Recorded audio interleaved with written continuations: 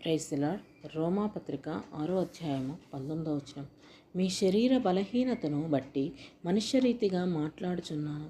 ఏమనగా అక్రమము చేయుటకై అపవిత్రతకును అక్రమమునకును మీ అవయవములను దాసులుగా ఎలాగూ అప్పగించితిరో అలాగే పరిశుద్ధత కలుగుటకై ఇప్పుడు మీ అవయవములను నీతికి దాసులుగా అప్పగించుడి అంటున్నారు. మన శరీరాన్ని మనం ఏ అపవిత్రతకు అప్పచెప్పి, ఎందుకంటే ఈ దేహంతో చేసే ప్రతి క్రియ అది దేవుని తీర్పులోనికి లెక్క వస్తుంది. కాబట్టి మన హృదయంలో దేనికి మొదటి స్థానాన్ని ఇచ్చామో పరిశీలించుకొని అది దేవుని నీతి కోసం, ఆయన రాజ్యం కోసం పరిశుద్ధాత్మ దేవుడు ద్వారా మనము ఆయన అవయవములుగా ఆయన ఇచ్చిన జీవితాన్ని ఆయనకే అప్పచెప్పేటట్లు పవిత్రులుగా బ్రతుకుచు పరలోక రాజ్య వారసులంగా ఏలబడాలి. ఏమనగా అక్రమము చేయుటకై అపవిత్రతకును అక్రమమునకు మన అవయవములను దాసులుగా అప్పచెప్పుకుంటే మనల్ని దేవుని నీతిని ఎలా నెరవేరుస్తాం? అలాగనే పరిశుద్ధత కలుగుటకై ఇప్పుడు మనము మన అవయవములను నీతికి దాసులుగా మనము అప్పచెప్పుకోవాలి. మీరు పాపమునకు దాసులై ఉన్నప్పుడు నీతి విషయమై నిర్బంధము లేని వారై ఉంటిరి. మనం పాపములో కొట్టుకుపోతున్నాము అనంటే దేవుడు నీతిలోకి మనమే రాము.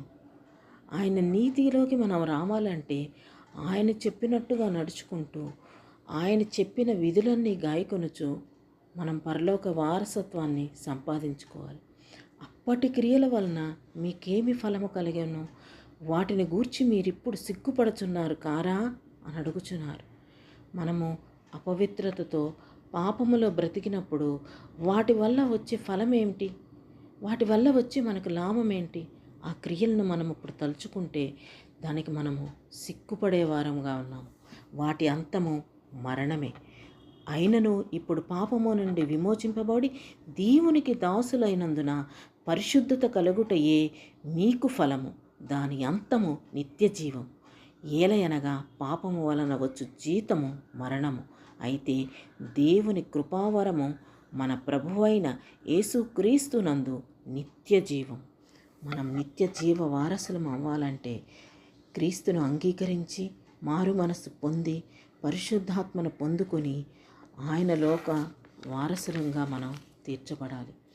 ఈ కార్యం అంతా జరగడానికి పరిశుద్ధాత్మ దేవుడు ఎప్పుడు ఆయన ఆత్మ మనతో ఉండి మన పక్షముగా విజ్ఞాపన చేయొచ్చు. మీకు నాకు ఎప్పుడు మనం ఎలాగ ప్రార్థించాలో నేర్పిస్తూనే ఉంటారు. మనం చేయవలసింది మారు మనస్సు.